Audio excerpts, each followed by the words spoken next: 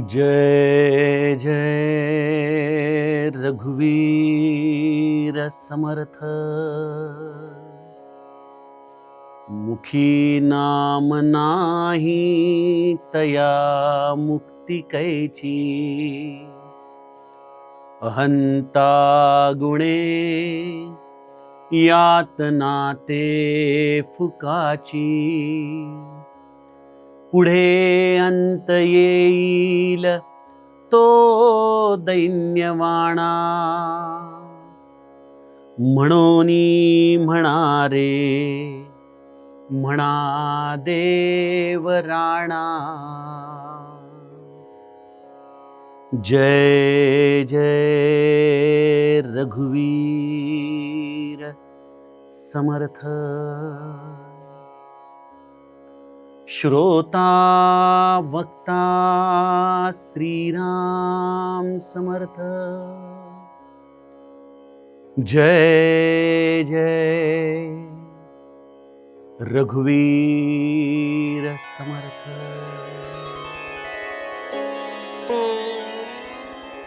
श्रीराम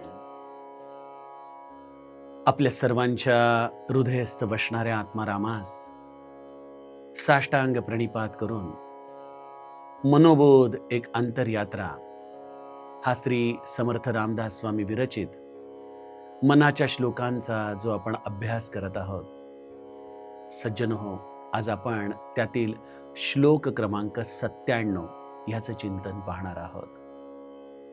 या मनाच्या श्लोकांचा जो गेले आपण साधारणतः महिना दीड महिना अभ्यास करत आहोत ना गेल्या, त्याचं जर एका शब्दामध्ये संक्षेपाने सार सांगायचं झालं तर राम नाम घ्या, राम नामाचं स्मरण करा, याच्या व्यतिरिक्त समर्थ आम्हाला कुठलाही बोध देत नाही।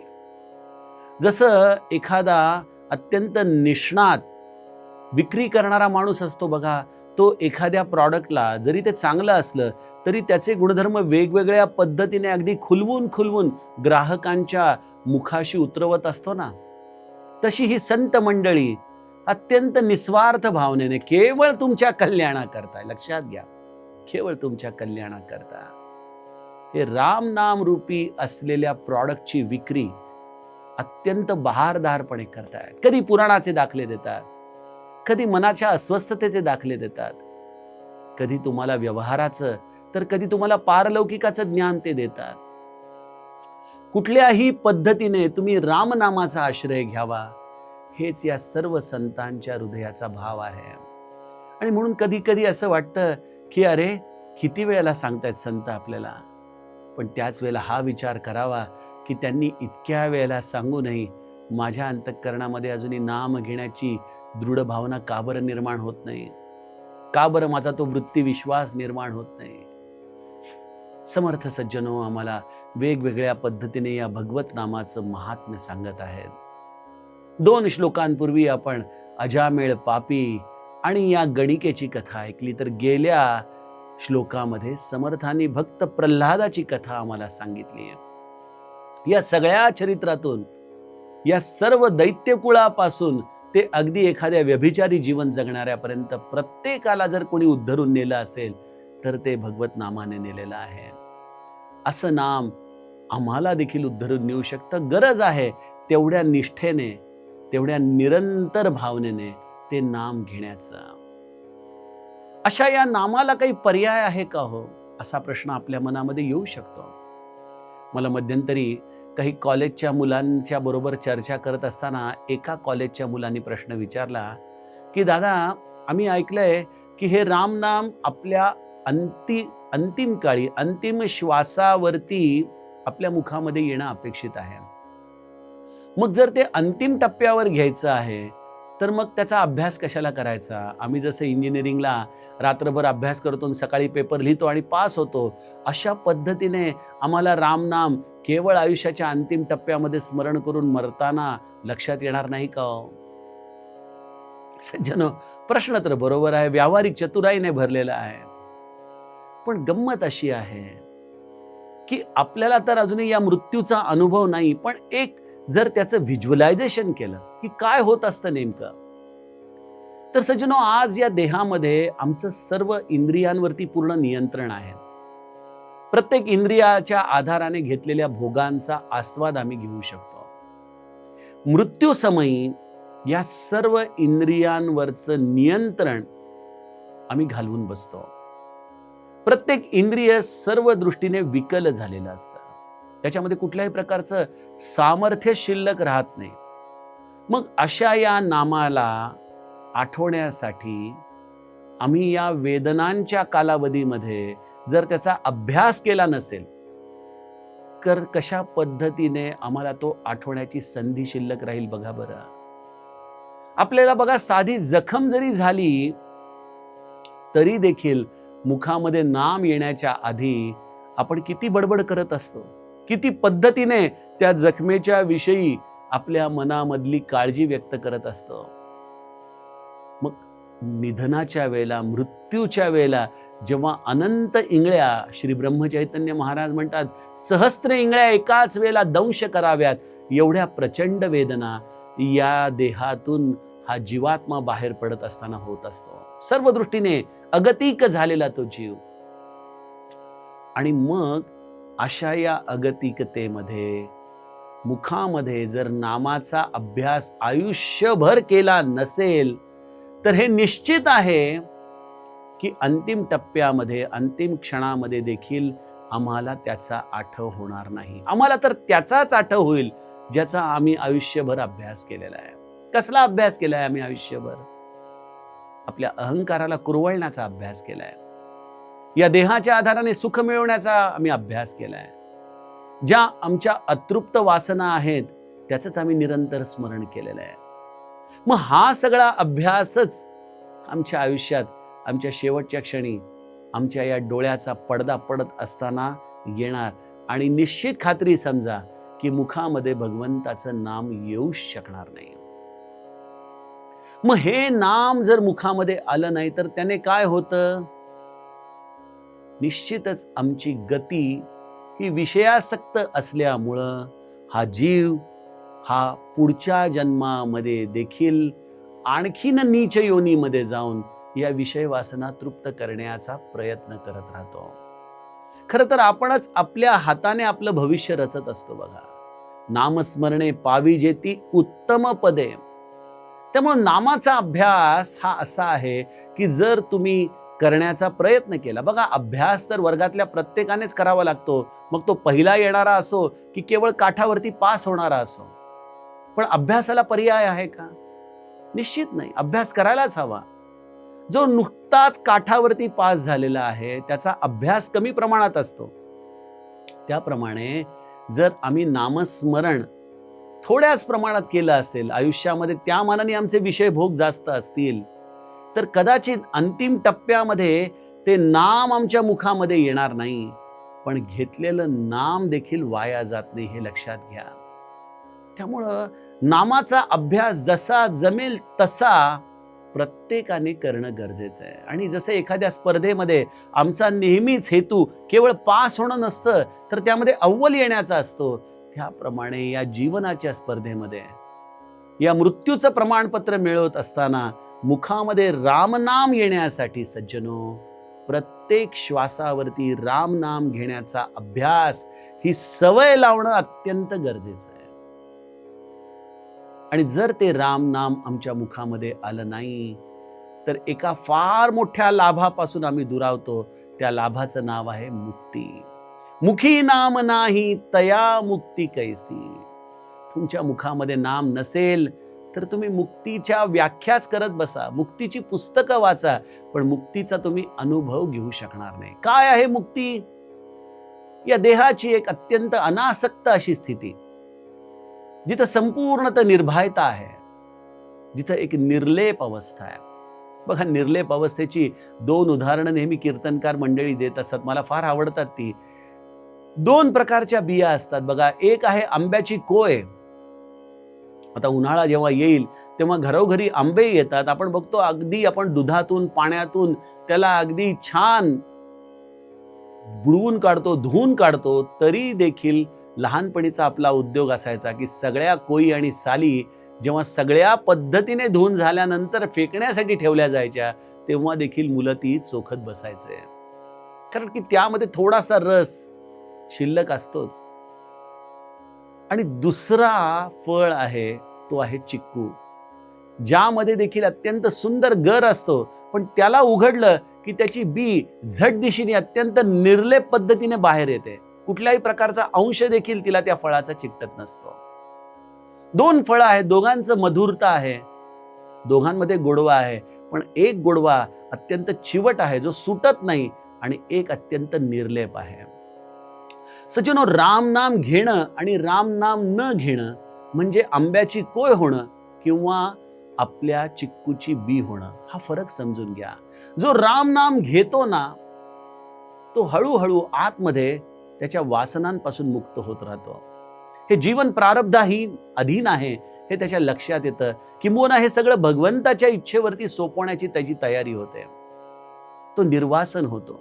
आयुष्यामध्ये शेवटच्या टप्प्यावरती मला तो भगवंत हवा आहे, याच्या पलीकडे मला आता खरंच काही नको, मला आता कोणाची अपेक्षा नाही, अशा पद्धतीने तो निरंतर त्या रामभजनामध्ये राहतो. आणि ज्या क्षणी हा शेवटचा श्वास या देहामधून जातो, तेव्हा तो एखाद्या चिक्कूच्या बी प्रमाणे या देहातून मुक्त होतो. या उलट जो निरंतर आसक्त आहे प्रपंचामध्ये, त्याची मात्र या जन्मामधून सुटका होताना सगळ्या गोष्टींमध्ये त्याचा रस शिल्लक असल्यामुळं तडफड होते. अनेकदा लोक टाचा घासत घासत मरतात, अनेकदा त्यांना मरायचं नसतं, पण ती वेळ आल्यानंतर देह सगळ्या बाजूनी विरोध करत असतो की मला नाही जायचं, नाही जायचंय, मला जगायचंय, मला भोग घ्यायचे. पण तो देह तिथं क्षीण झाल्यामुळं तो प्रतिकार जास्त काळ चालत नाही. पण या प्रतिकामध्ये मात्र एक होतं, त्याच्या मुखामध्ये नाम कधी येत नाही. मुखी नाम नाही तया मुक्ती कैची, अहंता गुणे यात नाते फुकाची. हे आयुष्य सगळं अहंकाराने जगलेलं आहे. या अहंकार रूपी शत्रूमुळं मी करेन ती पूर्व दिशा, अशा पद्धतीने मनुष्य आयुष्य जगत येतो आणि त्याला वाटतं आपण मृत्यूवरती देखील मात करू. त्यात काय आहे? आजच्या काळामध्ये एवढ्या वैद्यकीय सुविधा झाल्या आहेत, आपण कुठेही कशाही पद्धतीने मृत्यूवरती मात करू. पण एवढं सगळं करण्याची धडपड करणारा मनुष्य कधी हा विचार करत नाही की त्याही पेक्षा या समस्त ब्रह्मांडाचा जो स्वामी आहे, आपण त्याचं स्मरण करत राहूत, त्याच्या इच्छेवरती हे आयुष्य सोपून बघूत आणि त्याच्या इच्छेमध्ये हे आयुष्य कदाचित अत्यंत आनंदमय होईल. मृत्यू हा कधी ना कधीतरी येणारच आहे. मग कशाला आपल्या कर्तेपणाचा हा टेंबा मिरवायचा? कशासाठी स्वतःच्या पुरुषार्थाला आयुष्यभर कुरवाळत राहायचं? शरणागत होण्यामध्ये सगळ्यात मोठी बाध्यता आहे सज्जनो ही अहंता. अहंता गुणे यात नाते फुकाची. खरं तर शरणागतीला काहीच लागत नाही, ती देखील फुकाचीच आहे. मी तुम्हाला अनन्य भावाने शरण आलोय स्वामी, हा मनामध्ये सद्भाव आला ना की अहंता आपोआप विरून जाते. पण मनुष्य ही अत्यंत फुकाची शरणागती ही स्वीकारत नाही, पण त्यापोटी मात्र त्याला फुकटचे श्रम यातना या अहंकारामुळे सहन करावे लागतात. अहंता गुणे, आणि ती कशी आहे? यातना आहे. दुःख आहेच, पण ती वेदनेमध्ये बदलल्यामुळं त्याला समर्थाने सुंदर शब्द वापरला, यातना. यातना ते फुकाची, पुढे अंत येईल तो दैन्यवाणा. खरोखर मनुष्य हा नामाशिवाय अत्यंत दैन्यवाणेपणे जगतो बघा. या प्रपंचाकडेच तो सतत डोळे लावून बसतो. काही करून आपल्या जीवनामध्ये या प्रापंचिक सुखालाच तो अंतिम सुख समजून जगतो. आणि ते सगळं सोडत असताना ते काही केल्या त्याच्या मनामधून सुटत नाही. हा त्याग त्याला करता येत नाही. मुलाबाळांमध्ये असलेला आपला जीव काढता येत नाही. सोन्या नाण्यामध्ये असलेलं आपलं मन त्याला बाहेर काढता येत नाही.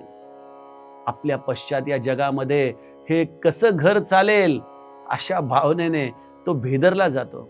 खरं सांगा सज्जनो, किती लोक आले आणि गेले, कोणामुळे जग थांबलंय का? मी ती पालीची गोष्ट आपल्याला सांगत असतो ना, की ती पाल छताला चिकटून बसलेली असते आणि तिचं लेकरू तिला म्हणतं, अगं आई किती वेळ छताला चिकटून बसलीस, मला कंटाळा आला, चल पुढं. ती म्हणती, गप्प बस, मी जर पुढं हल्ले ना तर हे छत खाली कोसळेल म्हणे. मनुष्याला असं वाटत असतं की आपणच या घराचे स्तंभ आहोत, आपण जर निघालो तर सगळं घर कोलमडून पडेल. ठीक आहे, प्रपंच हा अशाच पद्धतीने चालतो, पण लक्षात घ्या, मी काही सत्रांपूर्वीच म्हटलं की ज्याने चोच दिली आहे तो दाणा देखील देतो. हे प्रत्येकाचं प्रारब्ध आहे, हे त्याचं त्याला भोगावंच लागणार आहे. तुम्ही तिथं असाल किंवा नसाल, जो तो आपापल्या कर्माप्रमाणे त्याचं फळ भोगत असतो. मग तुम्ही कशाची विचार करता, कशाची काळजी करता, काय हवंय तुम्हाला, कशासाठी धडपडत आहात? अहंता गुणे यात नाते फुकाची. खरोखर हा मृत्यू जर तुम्हाला सोहळा व्हावा असं वाटत असेल, बघा आपल्याकडे मृत्यू ही अत्यंत दुःखद घटना मानली जाते. ठीक आहे, व्यावहारिक पातळीवरती रड गाणं, तो मनुष्य गेल्याचं दुःख वाटणं हे सगळं स्वाभाविक आहे. पण नामधारकासाठी मृत्यू हा एक सोहळा आहे, एक उत्सव आहे. पूज्य बाबा म्हणायचे, गोंदवल्याला काय यायचं, काय शिकायचं, इथं येऊन मरण्याची कला शिकायचे म्हणे. कसं मरावं हे गोंदवलं शिकवतं. कारण गोंदवल्यामध्ये आयुष्यभर ज्यांनी नामस्मरण केलंय तो कसा मरतो, कशा पद्धतीने आपलं जीवन श्री महाराजांना सुपूर्त करतो. रामचरित मानसमध्ये बाली आणि सुग्रीवाच्या संघर्षाच्या पश्चात सुग्रीवाला जेव्हा रामराया झाडाच्या आडून बाण मारतो आणि त्यानंतर सुग्रीव आणि रामाचा संवाद होतो. सुग्रीव शेवटी रामाला म्हणतो, रामा, माझी चतुराई तुझ्या पुढे चालणार नाही. रामा, मी तुझा वैरीच राहणार का रे? हा सुग्रीव तुझ्यासाठी प्रेमी राहणार आणि मी तुझा वैरीच राहणार? मला मुक्तीची कुठली संधी नाही का? रामा, अरे तू प्रत्यक्ष समोर उभा आहेस. रामराया त्याला म्हणतो की सुग्रीवा, बाली, तू शांत राहा, मी तुझ्या डोक्यावरती हात ठेवतो, तुला पुनर्जीवन मिळेल. यावरती बाली म्हणतो, प्रभो, अहो असा मृत्यू कोणाला जरी मिळणार आहे का? ऋषी मुनी देखील असा मृत्यू मिळवण्यासाठी प्रयत्नशील असतात, त्यांनाही मिळत नाही. आज ही सुवर्ण संधी कोण सोडणार? आपण असेच माझ्या समोर उभे राहा, माझा प्राण मी सोडूस तर आपण माझ्या डोळ्यासमोरून ओझर होऊ नका. आणि गोस्वामीजींनी फार सुंदर लिहिलंय की हत्तीच्या गळ्यामध्ये जर एखादी फुलाची माळ घातली आणि जर ती फुलाची माळ निसटून पडली तर हत्तीला जसं कळत नाही ना, त्याप्रमाणे सज्जनो, ज्याने आयुष्यभर रामनामाचा अभ्यास केलेला आहे त्याला आपल्या अंतकाळी आपला प्राण गेलेला देखील कळत नाही. पण यासाठी त्या रामनामाचा अभ्यास आयुष्यभर केला पाहिजे. प्रत्येक ठिकाणी बाली सारखा चमत्काराची अपेक्षा ठेवू नका. हो, एवढी गोष्ट निश्चित आहे. अनेक लोकांचा प्रश्न असतो की दादा, अंतकाळी श्री महाराज आम्हाला रामापर्यंत नेतील यात काही शंका नाही, पण आम्ही ऐकलंय ICU मध्ये व्हेंटिलेटर लावतात लोकांना, नाकातोंडात नळ्या घालतात, जीव घेण्या यातना होत असतात, मनुष्याला स्वतःची शुद्ध नसते, मग अशा वेळेला तो नामस्मरण कसा आठवेल? यावरती एक साधा उपाय श्री महाराजांनी सांगितला की तुम्ही शुद्ध अवस्थेमध्ये, जोपर्यंत तुम्हाला शुद्ध आहे तोपर्यंत तुम्ही नामस्मरण करा. बेशुद्ध अवस्थेमध्ये मी तुमचं नामस्मरण करतो. पण एक आहे, ज्याने आयुष्यभर नामस्मरणाचा अभ्यास केला त्याचा अंतकाळ मी साधतो.